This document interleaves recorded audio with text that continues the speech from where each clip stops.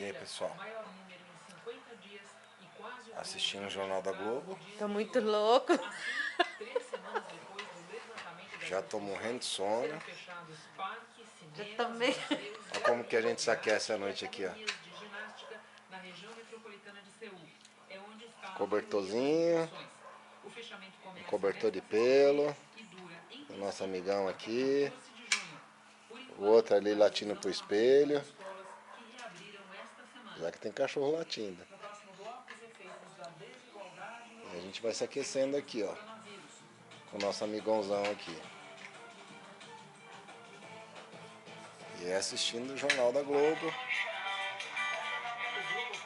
E assistindo as besteiras do Facebook. Com a esposa atrapalhando a gravação. Dando risada e assim, gostando, olha lá.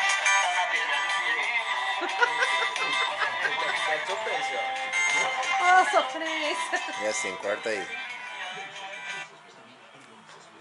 E assim, uma coisa muito curiosa disso tudo. Cala a boca. Ele quer falar também. Uma coisa muito curiosa disso tudo é o seguinte. A quantidade de mortes.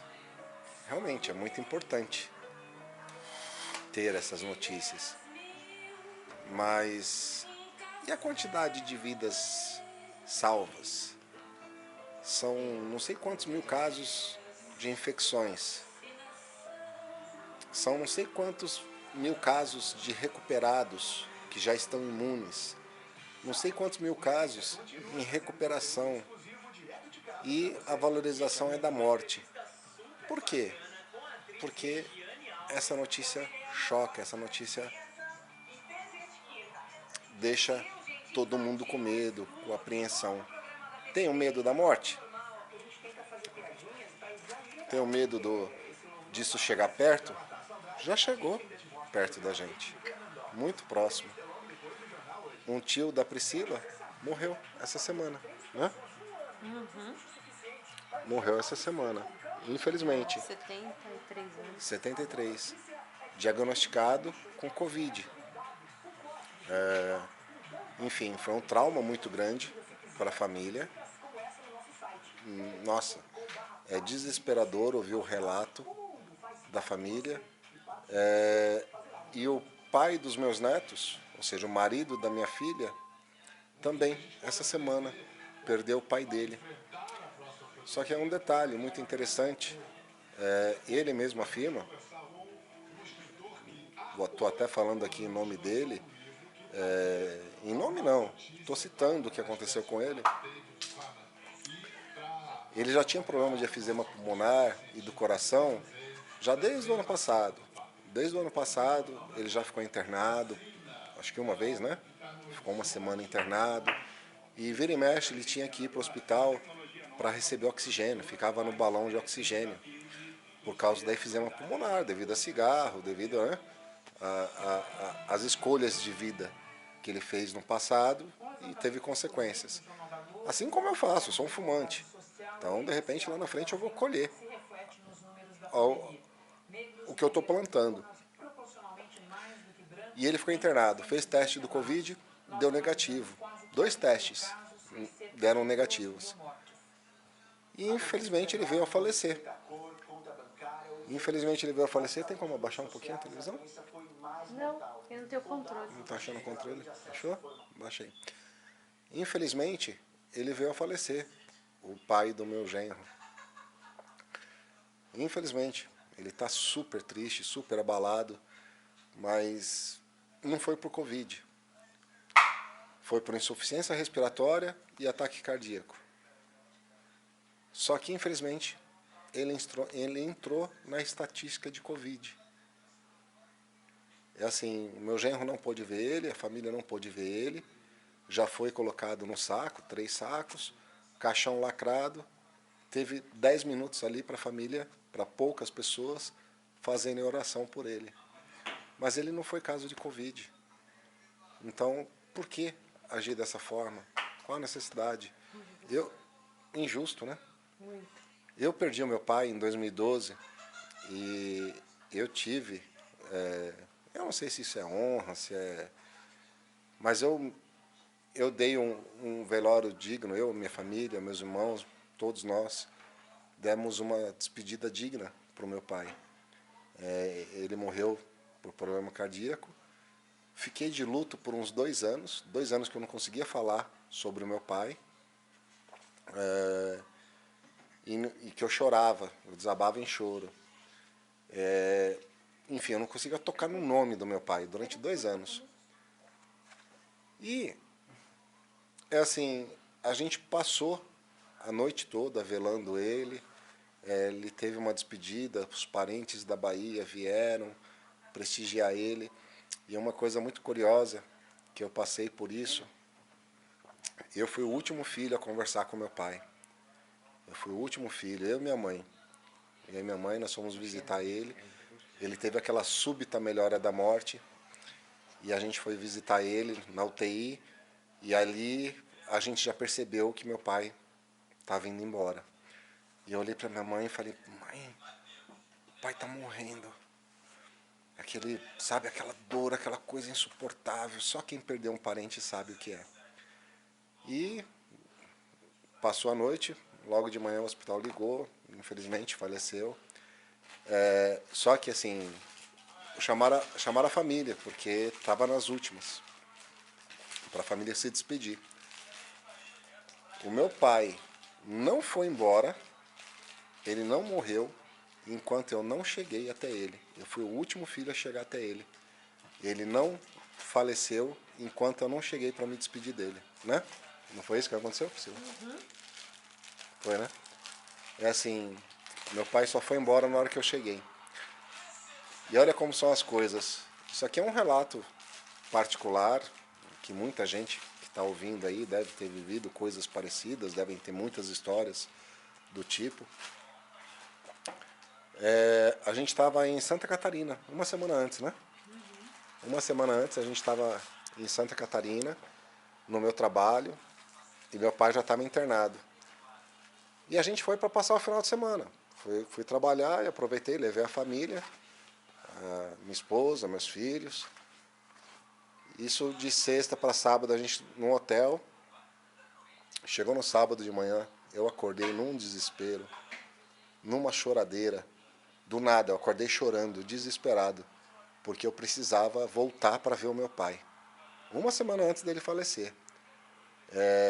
Foi uma coisa assim, muito... vou colocar assim de uma forma, talvez não seja o termo correto, mas foi muito espiritual. Muita coisa assim, muito espiritual. Independente de religião, eu acordei com aquela angústia, com aquela agonia, chorando, desesperado. Eu falava para Priscila, Priscila, eu preciso ir embora, eu preciso ver meu pai. Eu preciso estar do lado do meu pai. Depois a gente volta, depois a gente vem, passeia, fica uma semana aqui, mas eu preciso ir embora. E eu podia ficar lá o final de semana todo, a empresa estava pagando tudo.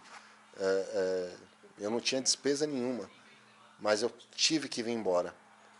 E assim, e aí, isso foi num sábado, a gente viajou, chegou no sábado à noite em São Paulo, e na quinta-feira o meu pai faleceu, no dia do aniversário da minha mãe, né? Foi. No dia do aniversário da minha mãe.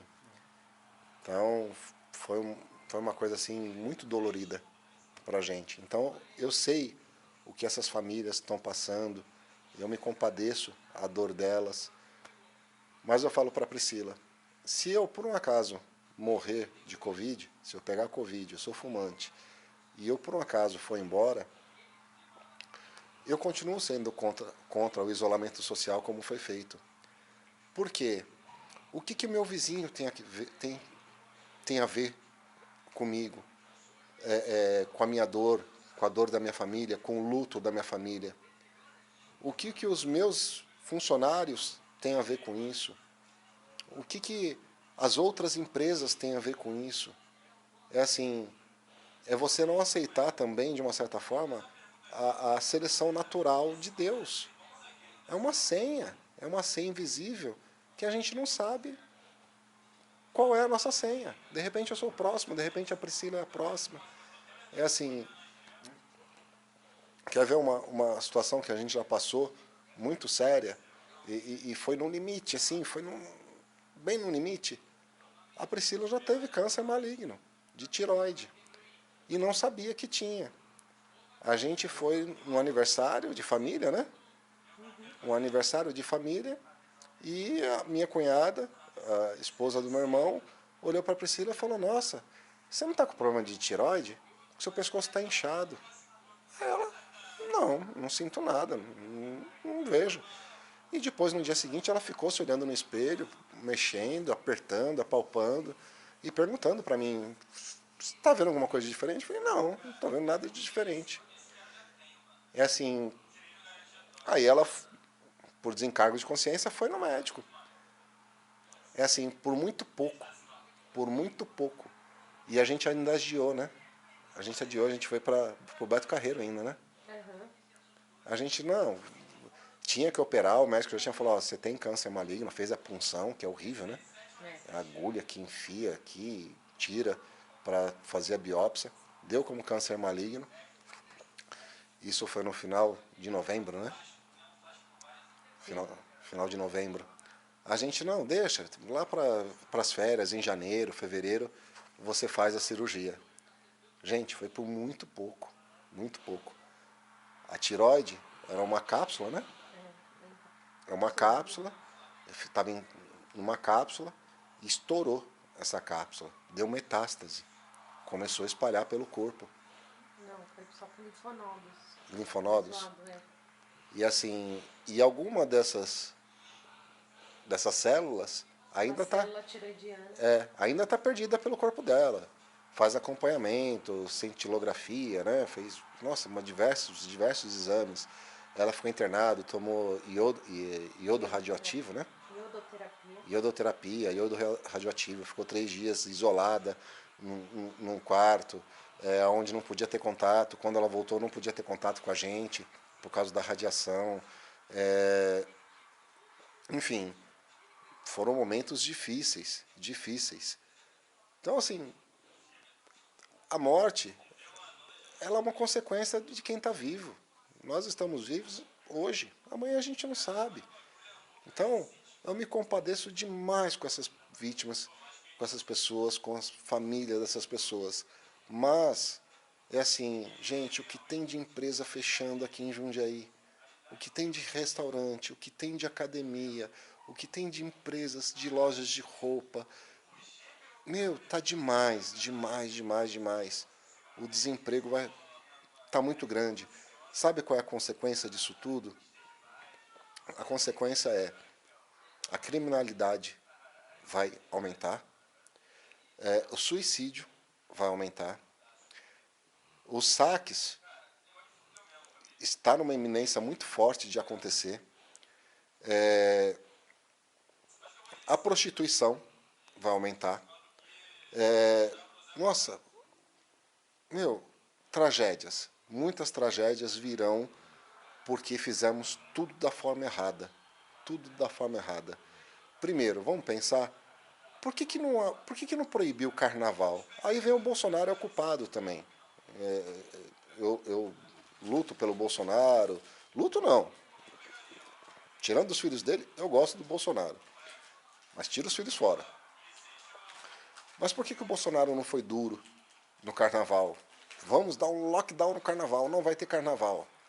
E a Globo levando infectologista no Faustão, mostrando que não, aqui é um país tropical, o calor não vai permitir com que esse vírus se alasse, pode curtir carnaval numa boa, o João Dória no meio da marchinha, oba-oba, tudo certinho.